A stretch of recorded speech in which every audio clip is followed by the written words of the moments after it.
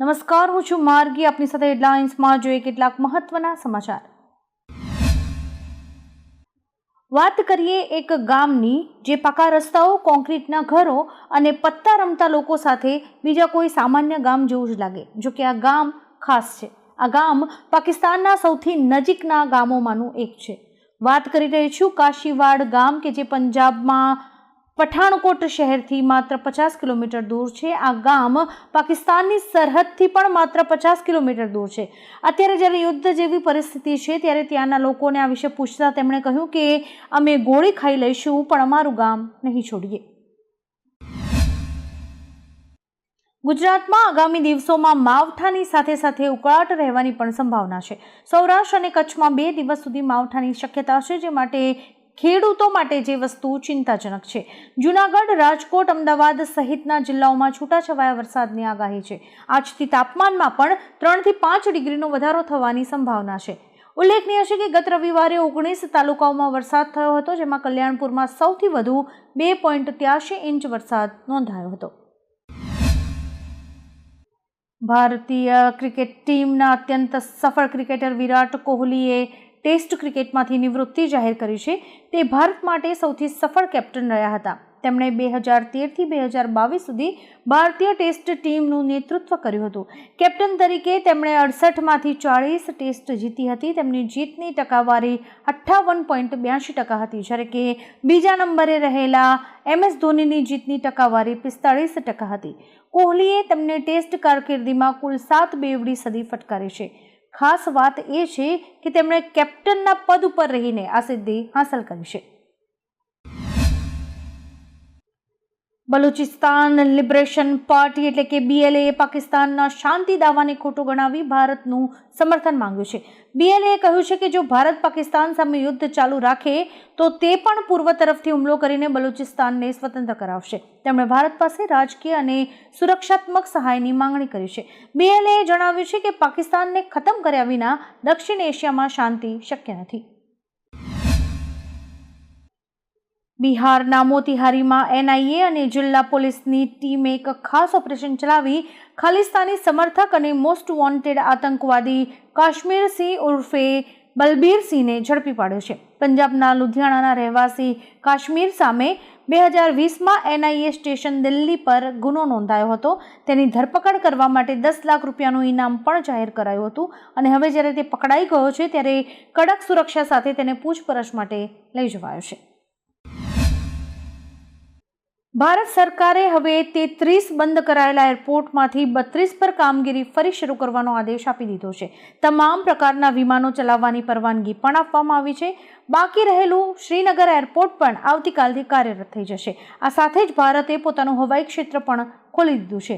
ઉલ્લેખનીય છે કે ભારત અને પાકિસ્તાન વચ્ચેના ગત દિવસોના તણાવને કારણે આ પ્રતિબંધો લદાયા હતા. જીનીવામાં અમેરિકા અને ચીન ટ્રેડ ડીલ પર સહમતિ થઈ છે. બંને દેશોએ ટેરિફમાં 115% ઘટાડો કરવાની જાહેરાત કરી છે.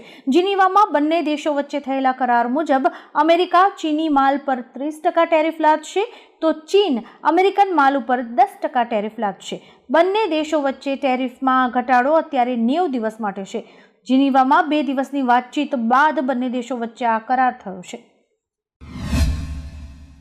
ભારત અને પાકિસ્તાન વચ્ચેના તણાવ દરમિયાન ઇસરોના ચેરમેન V. નારાયણને એક મહત્વપૂર્ણ માહિતી શેર કરી છે. તેમણે કહ્યું છે કે ભારત પાસે 10 ઉપગ્રહો છે જે 24 કલાક દેખરેખ રાખે છે.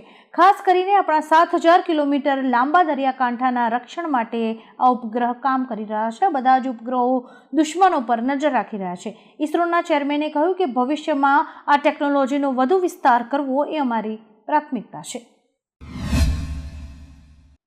ભારતની મહિલા ક્રિકેટ ટીમે 3 દેશોની ODI સિરીઝ જીતીને ક્રિકેટ વિશ્વમાં ભારતનું નામ રોશન કર્યું છે. ગઈકાલે ભારતીય ટીમે કોલંબોમાં શ્રીલંકાને 97 રનથી હરાવીને આ સિદ્ધિ હાંસલ કરી છે, જેમાં સ્મૃતિ મંધાનાએ 116, હરલીને 47, જેમિમાએ 44 અને કેપ્ટન હરમનપ્રીત કૌરે 41 રન બનાવ્યા હતા. સ્નેહા રાણાએ 4 અને અમનજોત કૌરે 3 વિકેટ લીધી હતી. આવી ઇનિંગ્સ અને બોલિંગને કારણે ભારતને શાનદાર જીત મળી હતી અને તેમણે ODIની સિરીઝ પોતાના નામે કરી હતી. ગુજરાતમાં હવે સચિવાલયથી માંડીને મંત્રીમંડળના સભ્યો પણ અંબાલાલ કાકાની રાજકીય આગાહી સાચી પડે તેની રાહ જોઈ રહ્યા છે. અંબાલાલ પટેલ દ્વારા આતંકવાદી હુમલાની આગાહી સાચી પડ્યા બાદ તો અંબાલાલ પટેલ રાજકીય ભવિષ્યવાણી શું કરે છે તેની ચર્ચા રાજ્યના મંત્રીઓ કરતા થઈ ગયા છે. થોડા દિવસ અગાઉ અંબાલાલ પટેલે ગુજરાતમાં 19મી મે સુધીમાં રાજકીય ફેરફારોની વાત કરી હતી. ઘણા રાજકીય નેતાઓ આ સાંભળીને ખુશ થયા છે અને હવે સામે ચાલીને અંબાલાલ ભવિષ્યવાણી કરે તેના દાખલા આપી રહ્યા છે. ભારત અને પાકિસ્તાન વચ્ચે યુદ્ધ વિરામ છતાં ભારત દ્વારા લાદવામાં આવેલા તમામ 12 પ્રતિબંધ હજુ પણ અમલમાં છે. આમાં સિંધુ જળ સંધિ, પાકિસ્તાનીઓના વિઝા પર પ્રતિબંધ અને સોશિયલ મીડિયા એકાઉન્ટ્સ ઉપરનો પ્રતિબંધ જેવા નિર્ણયોનો સમાવેશ થાય છે. પાકિસ્તાને પણ પોતાના કોઈ નિર્ણય નથી બદલ્યા. જોકે સરકાર ટૂંક સમયમાં IPL ફરી શરૂ કરવા અને એરપોર્ટ ખોલવા અંગેનો નિર્ણય લઈ શકે છે. જોકે એરપોર્ટ ખોલવાનો નિર્ણય તો લઈ જ લીધો છે. શ્રીનગરનું એરપોર્ટ આવતીકાલે ખુલી શકે છે. શ્રીલંકાના ચાના પહાડી વિસ્તારમાં રવિવારે એક પેસેન્જર બસ ખડક પરથી લપસીને ખીણમાં પડી ગઈ હતી, જેમાં 21 લોકોના મોત થયા હતા અને 35 લોકો ઘાયલ થયા હતા. પોલીસે તપાસ શરૂ કરી છે કે અકસ્માત ડ્રાઈવરની બેદરકારીના કારણે થયો છે કે બસમાં ટેકનિકલ ખામીના કારણે. આ બસ સરકારી કંપની દ્વારા ચલાવવામાં આવતી હતી. ઉલ્લેખનીય છે કે શ્રીલંકાના પહાડી વિસ્તારોમાં અવારનવાર આવા અકસ્માતો થતા રહે છે. ચોમાસાની ઋતુ નજીક આવી રહી છે ને શહેરોમાં વરસાદી પાણી ભરાવાની સમસ્યા પણ સામાન્ય છે. ત્યારે ભરૂચ નગરપાલિકા દ્વારા ચોમાસા પહેલા પ્રી મોન્સૂન કામગીરી હાથ ધરવામાં આવી છે. નીચાણવાળા વિસ્તારોમાં પાણી ન ભરાય તે માટે વિવિધ કાંસની સાફ સફાઈ કરવામાં આવી રહી છે.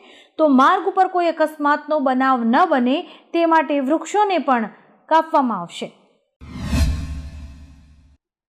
આજે ગુજરાતમાં બંધ કરાયેલા એરપોર્ટ ફરી શરૂ કરાયા છે. ભુજ, કેશોદ, જામનગર અને હીરાસર સહિત રાજ્યના 8 એરપોર્ટ જે ભારત પાકિસ્તાન તણાવને કારણે બંધ કરવામાં આવ્યા હતા તે હવે આજે કાર્યરત કરાયા છે. ઉલ્લેખનીય છે કે આ એરપોર્ટ 14મી મેના રોજ શરૂ થવાના હતા. તેના બદલે હવે 2 દિવસ વહેલા જ શરૂ કરાયા છે, જેના કારણે ગુજરાતી મુસાફરો સહિત અન્ય રાજ્યોના મુસાફરોને પણ રાહત મળી છે. યુદ્ધ વિરામ બાદ કચ્છના પ્રખ્યાત નળેશ્વરી મંદિરના દરવાજા પણ ખોલવામાં આવ્યા છે. મંદિર ખુલતાની સાથે જ ભક્તોની ભારે ભીડ જોવા મળી હતી.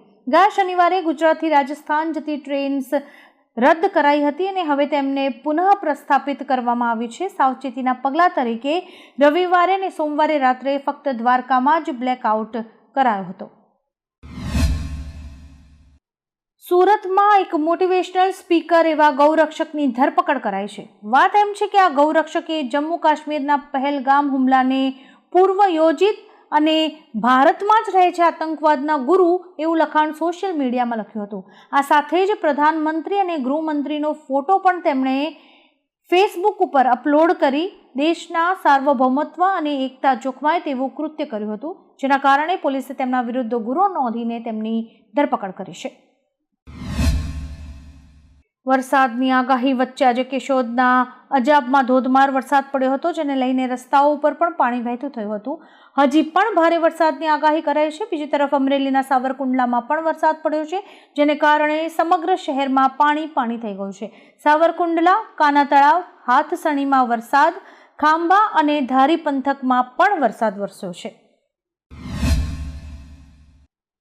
આજે પાકિસ્તાનમાં ભૂકંપના તીવ્ર આંચકા અનુભવાયા હતા. રિક્ટર સ્કેલ પર તેની તીવ્રતા 4.6 માપવામાં આવી હતી. 2 દિવસમાં લગભગ એક જ જગ્યાએ સમાન તીવ્રતાના ભૂકંપ આવ્યા છે. ભૂકંપના આંચકા અનુભવાયા બાદ લોકો પોતાના ઘરોમાંથી બહાર નીકળી આવ્યા હતા. જોકે જાનમાલના નુકસાન વિશે હજુ સુધી કોઈ જ માહિતી નથી મળી.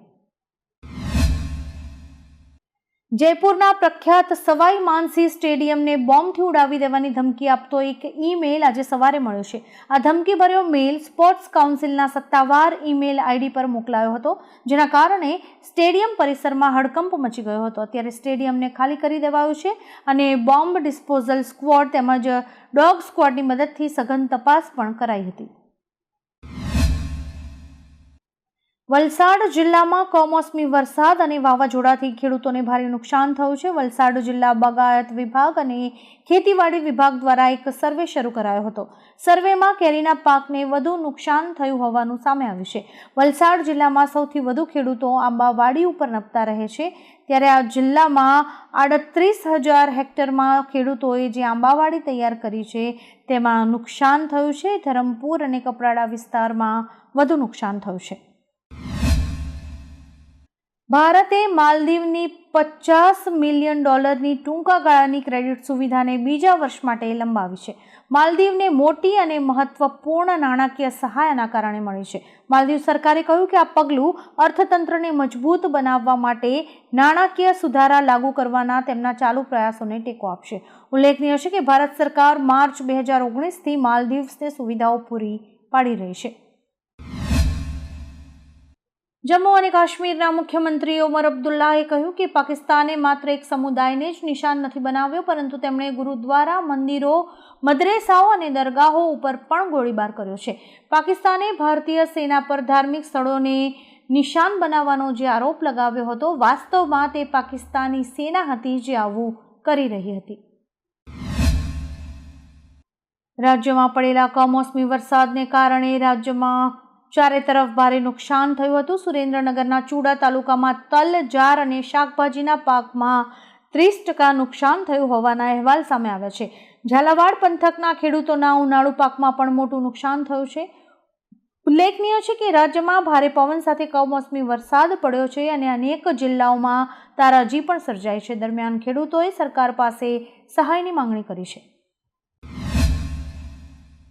અમેરિકાના રાષ્ટ્રપતિ ડોનાલ્ડ ટ્રમ્પે ભારત અને પાકિસ્તાન વચ્ચેના યુદ્ધ વિરામ વિશે કહ્યું કે મને યુદ્ધ વિરામ વિશે જણાવતા ગર્વ થાય છે. ભારત અને પાકિસ્તાન બંને પરમાણુ શસ્ત્રોથી સંપન્ન દેશો છે. આપણે પરમાણુ સંઘર્ષ અટકાવ્યો છે. બંને દેશોના નેતાઓએ પરિપક્વતા દર્શાવી છે. ટ્રમ્પે ધમકી આપતા કહ્યું કે મેં બંને દેશોને કહ્યું હતું કે ચાલો આ સંઘર્ષ બંધ કરીએ અને વેપાર કરીએ. જો આ સંઘર્ષ બંધ નહીં થાય તો અમે વેપાર પણ નહીં કરીએ, જેના કારણે આ બંને દેશો વચ્ચે યુદ્ધ વિરામ થયું છે. આવા જ કેટલાક રસપ્રદ સમાચારો નિહાળવા માટે અમારી YouTube ચેનલને લાઇક, શેર અને સબસ્ક્રાઇબ કરો અને જોતા રહો હેડલાઇન્સ.